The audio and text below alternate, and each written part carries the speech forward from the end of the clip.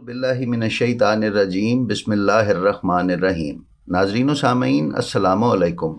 उम्मीद है आप खैरियत से होंगे और हमारे वीडियोस से मुस्तफ़ीद हो रहे होंगे। नाज़रीन, जैसा कि आपको इल्म है कि फ़लस्तीन इस वक्त मैदान जंग बना हुआ है और इर्द गिर्द के हमसाया ममालिक भी फ़लस्तीनियों की मदद को इसराइल के साथ बरसरे पैकार हैं। उसी तनाजुर में हम अपनी आज की वीडियो फ़लस्तीन, लबनान और इसराइल की तारीख़ और जुग्राफियाई हालात पर पेश करने जा रहे हैं और इसमें आपको ये आगाही भी देंगे कि इसराइल ने इस खित्ते में जो मैदान जंग बर्पा कर रखा है उसकी असल वजूहात क्या हैं। तो नाजरीन, जिस ज़माने में लोग एक जगह रहने की बजाय तलाश माश में चल फिर कर ज़िंदगी बसर करते थे, यानी लोग खाना बदोशी पर मायल थे, अरबिस्तान से कबीला साम की एक शाख जो किनानी या फ़ोनिकी कहलाती थी 2500 कबल मसीह में मौजूदा फ़लस्तीन में आकर आबाद हो गई। फिर 2000 कबल मसीह में हज़रत इब्राहीम अलैहिस्सलाम इराक़ के शहर उर से जो दरियाए फ़ुरात के किनारे आबाद था हिजरत करके यहाँ आबाद हुए। हज़रत इब्राहीम अलैहिस्सलाम ने अपने एक बेटे हज़रत इसहाक़ अलैहिस्सलाम को बैतुल मुक़द्दस में, जबकि दूसरे बेटे हज़रत इस्माईल अलैहिस्सलाम को मक्का में आबाद किया। हज़रत इसहाक़ अलैहिस्सलाम के बेटे हज़रत याकूब अलैहिस्सलाम थे, जिनका नाम इसराइल भी था। उनकी औलाद बनी इसराइल कहलाई। हज़रत याकूब अलैहिस्सलाम, हज़रत यूसुफ़ अलैहिस्सलाम, हज़रत दाऊद अलैहिस्सलाम, हज़रत सुलेमान अलैहिस्सलाम, हज़रत याहिया अलैहिस्सलाम, हज़रत मूसा, हज़रत ईसा अलैहिस्सलाम और बहुत से दीगर पैगंबर इसी सरज़मीन में पैदा हुए या बाहर से आकर यहाँ आबाद हुए। इसी मुनासबत से ये खित्ता पैगंबरों की सरज़मीन कहलाया। इन इलाकों में इब्रानी कौमियत यानी हेब्रियूज़ के लोगों की आमद का निशान विलादत मसीह से लगभग 1100 साल कबल में मिलता है। हज़रत शमूएल जो अल्लाह के नबी थे, पहले इसराइली बादशाह थे। उन्होंने काफ़ी अरसा हुकूमत की और जब वो बूढ़े हो गए तो उन्होंने अल्लाह के हुक्म से तालूत को बादशाह मुकर्रर किया। इस वाक़े का जिक्र कुरान मजीद के पारा दोम में सूरह बकरा की आयात 247 ता 252 में मिलता है। हज़रत तालूत अलैहिस्सलाम ने 1004 कबल मसीह से 1020 कबल मसीह तक हुक्मरानी की। उस दौरान उन्होंने जंग करके जालूत को मगलूब किया और उससे ताबूत सकीना वापस ले लिया, जिसमें हज़रत मूसा अलैहिस्सलाम और हज़रत हारून अलैहिस्सलाम के तबर्रुकात थे। उस ताबूत की यहूदियों के लिए क्या अहमियत है वो हम आगे चलकर आपको बताएंगे। हज़रत तालूत अलैहिस्सलाम की वफ़ात के बाद हज़रत दाऊद अलैहिस्सलाम बनी इसराइल के बादशाह बने। उन्होंने पहले अल खलील यानी हेब्रोन और फिर बैतुल मुक़द्दस में अपना दारुल हुकूमत कायम किया। बैतुल मुक़द्दस दुनिया का कदीम तरीन शहर है। ये दुनिया का वाहिद शहर है जो यहूदियों, मसीहियों और मुसलमानों के लिए यकसा मुक़द्दस और मोहतरम है। उस शहर का मौजूदा नाम यरूशलेम हज़रत दाऊद अलैहिस्सलाम ने रखा था। हज़रत दाऊद अलैहिस्सलाम ने 1004 कबल मसीह से 965 कबल मसीह तक 33 साल हुकूमत की। उनके बाद उनके बेटे हज़रत सुलेमान अलैहिस्सलाम ने 965 कबल मसीह में हुकूमत संभाली, जो 926 कबल मसीह तक 39 साल कायम रही। हज़रत सुलेमान अलैहिस्सलाम की वफ़ात के बाद इसराइल की मुत्तहिदा रियासत दो हिस्सों सामरिया और यहूदिया में तकसीम हो गई। दोनों रियासतें एक अरसे तक बाहम दस्तो गिरेबां रहीं और 598 कबल मसीह में बाबुल के बादशाह बख्त नसर ने हमला करके यरूशलेम समेत तमाम इलाकों को फतह कर लिया और शहर की ईंट से ईंट बजाकर बादशाह और हज़ारों शहरियों को गिरफ्तार करके बाबुल में कैद कर दिया। 539 कबल मसीह में ईरान के बादशाह खुसरो ने बाबुल को फतह किया और कैदियों को रिहा करके लूटा हुआ माल वापस यरूशलेम भेज दिया। 332 कबल मसीह में यरूशलेम पर सिकंदर आज़म ने कब्ज़ा कर लिया। 168 कबल मसीह में यहाँ एक यहूदी बादशाहत का क़याम अमल में आया, लेकिन अगली सदी में रोमा की सल्तनत ने यानी सल्तनत रोम ने उसे ज़ेरे नगी कर लिया। 135 कबल मसीह और 70 कबल मसीह में यहूदी बगावतों को कुचल दिया गया। उस ज़माने में इस खित्ते का नाम फ़लस्तीन पड़ा। 20 अगस्त 636 ईस्वी को अरब फातहीन ने फ़लस्तीन को फ़तह कर लिया। ये कब्ज़ा पुरअमन तरीके से अमल में आया। 463 سال تک یہاں عربی زبان اور اسلام کا دور دورہ رہا، تاہم یہودی ایک اقلیت کی حیثیت سے موجود رہے۔ 11ویں صدی کے بعد یہ علاقہ غیر عرب سلجوق، مملوک اور عثمانی سلطنتوں کا حصہ رہا۔ 1199 میں صلاح الدین ایوبی نے بیت المقدس کو فتح کیا اور یہاں مسلمانوں کی حکومت قائم ہو گئی۔ ناظرین، اب ہم دیکھتے ہیں کہ تابوت سکینہ کیا ہے اور یہودیوں کے لیے اس کی کیا اہمیت ہے۔ جیسا کہ ہم نے پہلے بتایا کہ جب بنی اسرائیل نے طالوت کی بطور بادشاہ نامزدگی پر اعتراض کیا کہ وہ اس منصب کے اہل نہیں ہے، تو اس وقت کے نبی اشمعیل، جنہیں سیموئیل بھی کہا جاتا ہے، نے کہا کہ اس کی بادشاہی کی نشانی یہ ہے کہ اس پر تابوت نازل ہوگا جس کو فرشتے اٹھائے ہوئے ہوں گے۔ تابوت سکینہ اصل میں وہ صندوق تھا جس میں حضرت موسیٰ و ہارون علیہ السلام کی باقیات تھیں۔ کہا جاتا ہے کہ اس میں وہ اصلی توریت تھی جو حضرت موسیٰ علیہ السلام پر اتری، جو پتھر کی الواح پر کندہ تھی۔ نیز آپ کا عصائے مبارک بھی تھا اور جناب ہارون علیہ السلام کی دستار یا امامہ بھی موجود تھا۔ تفسیر جلالین میں حضرت ابن عباس رضی اللہ تعالیٰ عنہ فرماتے ہیں کہ یہ وہ صندوق تھا جس میں حضرت موسیٰ علیہ السلام کو بچپن میں رکھ کر دریائے نیل میں بہا دیا گیا تھا۔ غرض اس میں وہ تمام تبرکات تھے جن کا تعلق جلیل القدر انبیاء سے تھا۔ یہ تابوت بنی اسرائیل کے پاس موجود رہتا تھا، اس کو اپنے لیے وہ بہت باعث برکت سمجھتے تھے اور جنگ کے دوران اسے لشکر کے آگے آگے رکھتے تھے۔ ان کا عقیدہ تھا کہ اس کی وجہ سے ان پر برکتیں نازل ہوتی ہیں اور دشمنوں پر فتح حاصل ہوتی ہے۔ اس تابوت کو انبیاء کی نشانی بھی سمجھا جاتا تھا، کیونکہ بنی اسرائیل میں جو بھی نبی آتا اس کے پاس یہ تابوت موجود ہوتا۔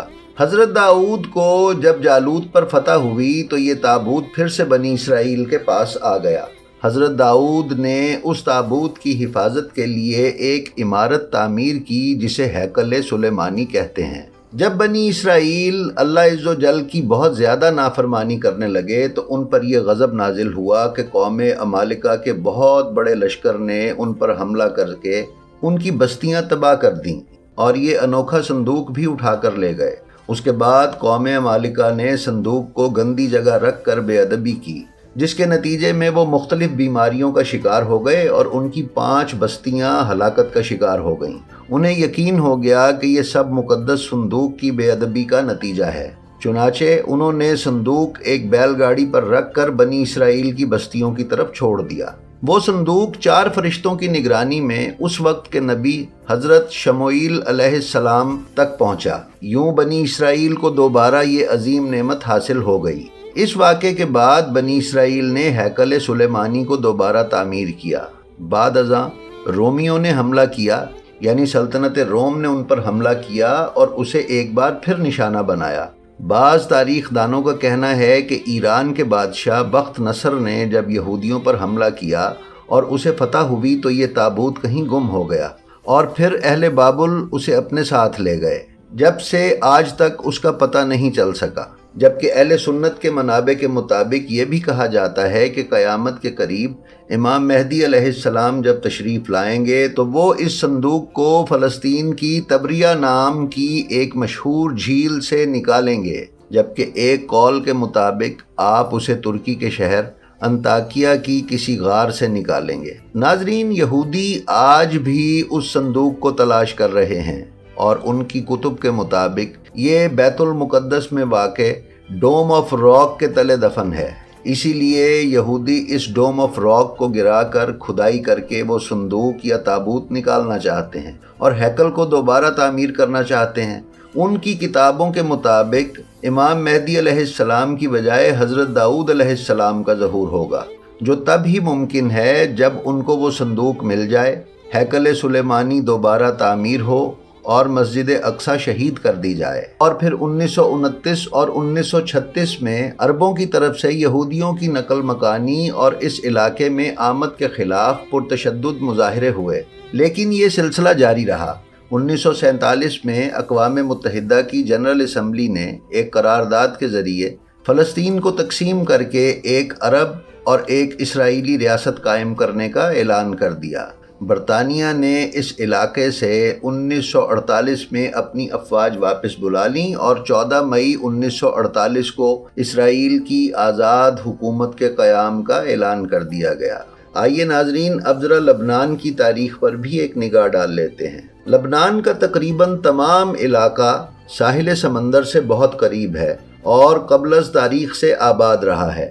اس کی تاریخ بجا طور پر انسانی تاریخ کہلائی جا سکتی ہے۔ انسان کے لکھنے کا آغاز یہیں سے ہوا۔ پہل جہاز رانی بھی انہوں نے ہی شروع کی۔ لبنان کے پہلے دور کے لوگ فنیکی کہلاتے ہیں اور یہی فنیکی تھے جنہوں نے حروف ایجاد کیے۔ انہیں سامی بھی کہا جاتا ہے۔ یہاں بے شمار انبیاء مبعوث ہوئے، کئی تہذیبوں نے جنم لیا۔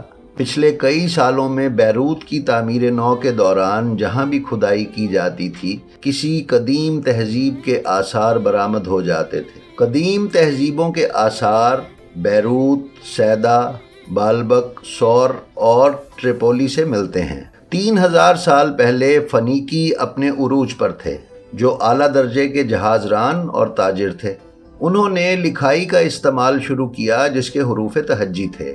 ان کی تجارت اسیریا اور بابل کے ساتھ تھی، مگر تعلقات اچھے نہ تھے اور کئی دفعہ جنگ کی نوبت بھی آتی تھی۔ اس علاقے کو فارس والوں نے کئی مرتبہ فتح کیا۔ سکندر اعظم کی فوجوں نے اسے تاراج کیا۔ پہلی صدی عیسوی میں رومن افواج ان پر چڑھ دوڑیں۔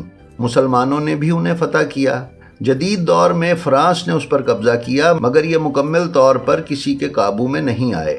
لیکن انہوں نے ان تمام تہذیبوں سے بہت کچھ حاصل کیا۔ اسی لیے آج لبنان ایک ایسا ملک ہے جس میں آپ مختلف نسلوں اور مذاہب کے لوگ دیکھ سکتے ہیں۔ یہ ملک ایشیا کے آخری سرے پر یورپ کے قریب واقع ہے، اس لیے اسے ہم مختلف تہذیبوں کا مرکہ کہہ سکتے ہیں۔ ایک بات جو ان میں برقرار ہے وہ ان کی آزادی سے محبت اور جنگجو ہونا ہے۔ چونکہ یہ ایک دشوار پہاڑی علاقہ تھا، اس لیے ہر دور میں اس میں حکومت وقت کے مخالفین پناہ لیتے تھے۔ کبھی مارونی مسیحی یہاں پناہ لیتے تھے تو کبھی دروز لوگ اسے اپنا گھر قرار دیتے تھے، اور کبھی مسلمان شیعہ اس میں حکومت وقت سے جان بچانے کے لیے پناہ لے لیتے تھے۔ عثمانی سلطنت کے دور میں یورپی اقوام نے ایک معاہدے کے تحت یہاں تبلیغ کی اجازت لے لی تھی جو ترکش خلافت نے دی تھی۔ اس کا نقصان یہ ہوا کہ ترکی کی خلافت کے زمانے میں ہی یہاں ایک آزاد مارونی مسیحی علاقہ قائم ہو گیا۔ 1120 سے 1697 کے دوران مان خاندان کی حکومت یہاں قائم رہی، جس نے اسے صلیبیوں سے بچائے رکھا۔ 1697 سے 1842 کے دوران یہاں شہاب خاندان کی حکومت تھی۔ اس دوران اس علاقے کی تجارت میں بہت اضافہ ہوا، خاص طور پر ریشم کی تجارت یورپ سے ہوتی تھی، چونکہ اشیاء تجارت فرانس کی بندرگاہ مارسیلز، جسے ماغسائی بھی کہا جاتا ہے، کے راستے ہوتی تھی۔ اس لیے آہستہ آہستہ اس علاقے میں فرانسیسی اثر و رسوخ بڑھنا شروع ہو گیا۔ فرانس اور برطانیہ نے لبنان کے حکمران شہاب خاندان کے خلاف ایک طرف تو ترکی کو ابھارا اور دوسری طرف لبنان کے مارونی مسیحیوں کو۔ دروز اور مسلمانوں میں پھوٹ ڈلوانے کے لیے لبنان میں دولت خرچ کی، حتیٰ کہ لبنان میں بغاوت اور خانہ جنگی پھوٹ پڑی، جس کا فائدہ عثمانیوں نے اٹھایا اور لبنان پر اپنا اقتدار مکمل طور پر قائم کر لیا۔ مگر فرانس کے اثر کے ساتھ ساتھ عثمانیوں نے لبنان کو مسیحی اور دروز ضلعوں میں تقسیم کر دیا، مگر خانہ جنگی کو ختم نہیں کیا جا سکا، جس کی بنیادی وجہ فرانس کی مارونی مسیحیوں کی مسلسل امداد تھی۔ پہلی جنگ عظیم کے بعد عثمانی خلافت ختم ہو گئی اور لبنان کے 5 اضلاع کو جمعیت الاقوام یا لیگ آف نیشنز، جو بعد میں اقوام متحدہ بن گئی، نے فرانس کو سونپ دیا۔ فرانس نے حسب سابق مارونی مسیحیوں کو ہر معاملے میں آگے رکھا۔ اس وقت لبنان میں مسلمان 57%، مسیحی 40% اور دروز 3% تھے۔ اقتدار مسیحیوں کو سونپنے کے لیے فرانس نے مسیحیوں کو تو 40% شمار کیا، مگر مسلمانوں کو الگ الگ قوم یعنی شیعہ اور سنی کی حیثیت سے شمار کیا۔ یوں مسیحی 40%، شیعہ مسلمان 30% اور سنی مسلمان 27% ٹھہرے۔ یہ اعداد و شمار 1932 کی مردم شماری کے مطابق ہیں، جس کے بعد آج تک لبنان میں کوئی مردم شماری نہیں ہونے دی گئی، کیونکہ اب مسلمان بڑی واضح اکثریت میں ہیں۔ ان کے اعداد و شمار کی بنیاد پر یہ فیصلہ ہوا کہ چونکہ مسیحی اکثریت میں ہیں اس لیے صدر مسیحی ہوگا۔ یاد رہے کہ لبنان کے قوانین کے مطابق ملک میں پریزیڈنشل سسٹم یعنی صدارتی نظام رائج ہے اور صدر کے پاس ہی اصل طاقت ہوتی ہے، جبکہ وزیر اعظم اور سپیکر شیعہ اور سنی مسلمان ہوں گے۔ لبنان نے 1943 میں فرانس سے آزادی حاصل کر لی، جس وقت فرانس پر جرمنی نے قبضہ کر لیا تھا۔ ناظرین، لبنان میں حزب اللہ شیعہ مسلمانوں کی ایک انتہائی طاقتور سیاسی اور فوجی تنظیم ہے۔ ایران کی پشت پناہی سے 1980 میں تشکیل پانے والی اس جماعت نے لبنان سے اسرائیلی فوجی دستوں کے انخلاء کے لیے جد و جہد کی۔ اس تنظیم کو مئی 2000 میں اپنے مقاصد میں کامیابی حاصل ہوئی۔ اس عمل کے پس منظر میں جماعت کی عسکری شاخ اسلامی مزاحمت یا اسلامک ریزسٹنس کا ہاتھ تھا۔ لبنان پر اسرائیلی قبضے کے بعد علماء کے ایک چھوٹے سے گروہ سے ابھرنے والی اس تنظیم کے اوائلی مقاصد میں اسرائیل کے خلاف مزاحمت اور لبنان سے غیر ملکی فوجوں کا انخلاء تھا۔ اس کا ایک مقصد یہ بھی تھا کہ لبنان کی کثیر المذہبی ریاست کی جگہ ایرانی طرز کی اسلامی ریاست بنائی جائے، مگر بعد میں یہ خیال ترک کر دیا گیا۔ ایران کی طرف سے حزب اللہ کو ایک طویل عرصے تک مالی اور عسکری مدد فراہم کی جاتی رہی۔ ناظرین، ہم نے آپ کی خدمت میں ان تینوں ملکوں کی تاریخ، مذہبی رجحانات اور یہودیوں کے عزائم پیش کیے ہیں۔ یہودیوں کا گریٹر اسرائیل کا منصوبہ، یعنی اس سلطنت کا قیام جو حضرت داؤد نے قائم کی تھی، کہ دوبارہ قیام کے لیے مسلمان ملکوں پر قبضہ ہے، جس میں عراق، شام، اردن، لبنان، مصر اور سعودی عرب کے بعض علاقے شامل ہیں۔ یہودیوں کے مطابق یہ علاقے ان کے موروثی علاقے ہیں اور ان پر سلطنت قائم کرنا ان کا بنیادی حق ہے۔ اسی وجہ سے اپنے علاقے کی توسیع کی خاطر وہ فلسطین پر حملے کرتے رہتے ہیں اور اب تقریباً تمام فلسطین پر قابض ہیں اور یہ پورا خطہ جنگ کے میدان میں تبدیل ہو گیا ہے۔ جی تو ناظرین و سامعین، یہ تھی ہماری آج کی ویڈیو جو آپ کو یقیناً پسند آئی ہوگی۔ ہمارے اسی طرح کی علمی اور تحقیقی ویڈیوز حاصل کرتے رہنے کے لیے ہمارے چینل بلینڈ آف ہسٹری کو سبسکرائب کر لیں اور بیل آئیکن کو کلک کر دیں تاکہ آپ کو ہماری ویڈیوز متواتر ملتی رہیں۔ ساتھ ہی ساتھ ہمارے چینل کا لنک اپنے عزیز و اقارب میں شیئر کرنا مت بھولیں۔ اپنا بہت سا خیال رکھیں۔ السلام علیکم۔